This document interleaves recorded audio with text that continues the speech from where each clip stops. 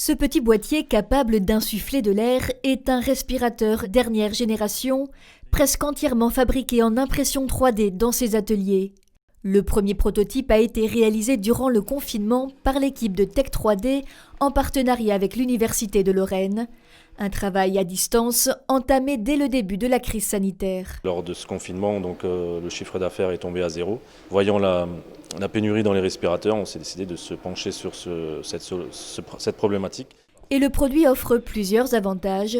Une fabrication rapide, peu coûteuse, transposable dans d'autres ateliers et un modèle aux dimensions réduites. On a l'avantage, contrairement à beaucoup de systèmes, d'avoir quelque chose qui du coup peut être facilement transporté au fond d'un sac par des sauveteurs un peu n'importe où. Alors que les systèmes existants actuellement sont beaucoup plus volumineux, on est généralement sur la taille d'un ordinateur fixe pour les plus petits. C'est le gros avantage. Et puis le deuxième, bien évidemment, c'est le prix. Puisque ce type de modèle serait vendu 4 fois moins cher que les premiers prix du marché.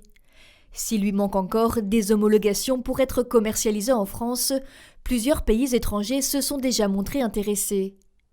Autre innovation, ce robot mobile de désinfection dont les lampes UV détruisent virus et bactéries, et le marché semble prometteur. On s'est rendu compte en faisant notre étude de marché que la Chine passe des commandes de 200 robots. Donc c'est ce qui, je pense, qui va arriver prochainement en Europe et puis dans les autres pays. Donc il faut qu'on soit prêt pour pouvoir répondre aux besoins.